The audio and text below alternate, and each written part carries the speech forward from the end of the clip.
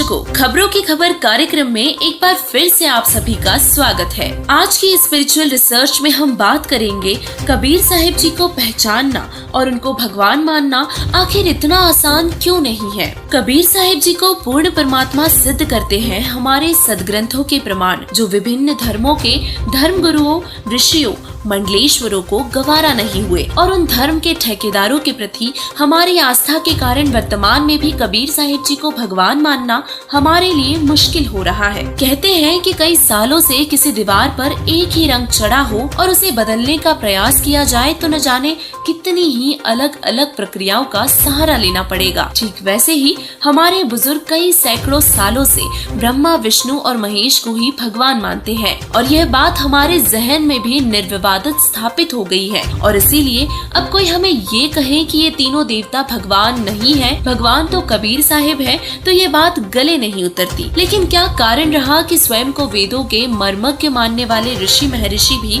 कबीर साहिब जी को पूर्ण ब्रह्म सिद्ध करने वाले वेदों के प्रमाणों को नहीं देख पाए। तो आज के स्पिरिचुअल रिसर्च में हम खोजने का प्रयास करेंगे उन कारणों को जिनकी वजह से कबीर साहिब जी को परमात्मा मानना दुर्लभ हो गया है। दोस्तों, आज तक आपको इस सच्चाई से दूर रखा गया कि कबीर साहिब जी ही भगवान है, जिसकी गवाही हमारे पवित्र सदग्रंथ भी देते हैं। हमें सिर्फ यही बताया गया कि ब्रह्मा, विष्णु और महेश ही भगवान है और जब ये पृथ्वी पर आते हैं तो अपने चमत्कारों के माध्यम से बुराई का नाश करते हैं, जिससे लोग यह मान बैठे हैं कि यह वास्तव में भगवान है। जबकि हमारे पवित्र शास्त्रों में इस बात का प्रमाण है कि ब्रह्मा, विष्णु, महेश पूर्ण परमात्मा नहीं है, इनका जन्म और मरण होता है। और जब ब्रह्मा, विष्णु, महेश पृथ्वी पर आते हैं तो इनका जन्म माँ के गर्भ से होता है। तो वहीं दूसरी तरफ हमारे पवित्र शास्त्र यह सर्व सिद्ध करते हैं कि कबीर साहिब जी ही पूर्ण परमात्मा है। उनका जन्म और मरण नहीं होता, वे अजर अमर है। कबीर परमात्मा सह शरीर प्रकट होते हैं। ऋग्वेद मंडल नंबर 9 सूक्त 86 मंत्र 17 में यह उल्लेख किया गया है। कबीर परमात्मा ने अपनी अमर वाणी में भी यह प्रमाण दिया है कि वह किसी माँ के गर्भ से जन्म नहीं लेते, वे इस पृथ्वी पर जीव कल्याण के लिए प्रकट होते हैं। कबीर सागर में अगम निगम बोध के पृष्ठ 34 पर लिखा है, जो माता से जन्मा वह नहीं इष्ट हमारा, राम मरे, कृष्ण मरे, विष्णु मरे, साथे जामनहारा। तीन गुण है तीनों देवता, निरंजन चौथा कहिए, अविनाशी प्रभु इस सबसे न्यारा, मोकू वह चाहिए। पांच तत्व की देह ना मेरी, ना कोई माता जाया, जीव उदाहरण तुमको उतारण, सीधा जग में आया। प्रमाण के लिए देखिए श्री गुरु ग्रंथ साहिब पृष्ठ नंबर 24 राग सिरी महला पहला पे गुरु नानक देव जी ने बताया है कि पूर्ण परमात्मा कबीर साहिब जी ही है। हक्का कबीर करीम तू बेऐब परवरदिगार, नानक बुगोयत जनो तुरा, तेरे चाखरा पखाक।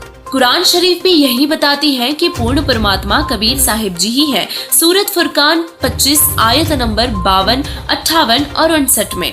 बाइबल में भी यह प्रमाण मिलता है कि कबीर साहिब जी ही सुप्रीम गॉड है। अय्यूब 36:5 ऑर्थोडॉक्स यहूदी बाइबल OJB में। और सबसे अचरज की बात तो ये है कि वर्तमान में जितने भी कबीरपंथी हैं, वे भी कबीर साहिब जी को सदगुरु ही मानते हैं, पूर्ण परमात्मा नहीं मानते। सच्चा कबीर पंथ संत रामपाल जी महाराज जी के सानिध्य में संचालित हो रहा है, जो पूर्ण परमात्मा कबीर साहिब जी के वास्तविक तत्व ज्ञान को बताते हैं। संत रामपाल जी महाराज जी ने सभी सदग्रंथों व उन महापुरुषों की अमृत वाणियों से यह सिद्ध करके बताया है कि कबीर साहिब जी ही पूर्ण परमात्मा है, लेकिन हम उनको भूले बैठे हैं। वर्तमान में लोग इतनी ज्यादा अंधश्रद्धा भक्ति कर रहे हैं कि पत्थर से लेके गोबर तक को भगवान मान बैठे हैं, लेकिन कबीर साहिब जी को भगवान नहीं मानते। आज लोगों की आस्था अंधश्रद्धा भक्ति में इतनी ज्यादा हो गई है कि वो भगवान को खोजने के लिए सैकड़ों किलोमीटर पैदल यात्रा करके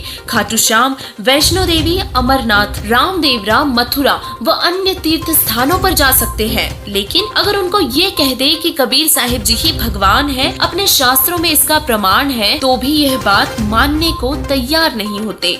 जबकि वास्तविकता यही है कि कबीर साहिब जी ही पूर्ण परमात्मा है। जब कबीर कबीर परमात्मा 600 वर्ष पहले काशी के लहरतारा तालाब में कमल के फूल पर प्रकट हुए थे। उस दौरान कबीर परमात्मा 120 वर्ष इस मृत्यु लोक में रह कर गए थे और अपनी अमर वाणियों और तत्व ज्ञान से जन जन को यह बताया कि वह समर्थ पूर्ण परमात्मा है।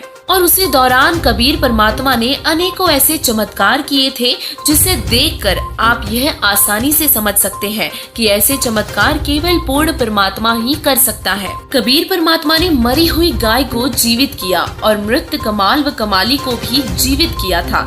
इन चमत्कारों से यह सिद्ध होता है कि आयु केवल कबीर परमात्मा ही बढ़ा सकते हैं और जितने भी देवताओं के अवतार हुए हैं वह किसी की भी जन्म और मृत्यु को नहीं रोक सके हैं और न ही उनकी आयु बढ़ा सकते हैं, क्योंकि उनका खुद का जन्म और मरण होता है तो वह अपने साधक या भक्त का जन्म मरण मिटाकर उनकी आयु को भला कैसे बढ़ा सकते हैं। आज यदि कोई सुख और पूर्ण मोक्ष लेना चाहता है तो वह कबीर परमात्मा की भक्ति से ही मिल सकता है। वर्तमान में संत रामपाल जी महाराज जी वही भक्ति विधि बता रहे हैं जिससे पूर्ण मोक्ष व साधक को सर्व सुख मिलते हैं। अब कोई यह बात माने या ना माने कि कबीर साहिब भगवान है, लेकिन कबीर जी भगवान थे, कबीर जी भगवान हैं और कबीर जी ही भगवान रहेंगे। जो ये बात मान लेगा वह फायदे में रहेगा और जो ये बात नहीं मानेगा कि कबीर जी ही भगवान है तो वह 84 लाख योनियों व जन्म और मरण के चक्र में फंसे रहेंगे। अतः आपसे निवेदन है कि कबीर परमात्मा को पहचानो, यही हमारे असली रक्षक है जो हमें पूर्ण मोक्ष व शांति प्रदान कर सकते हैं। और इसीलिए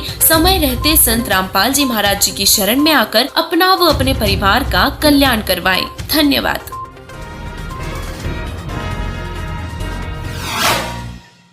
अच्छा है।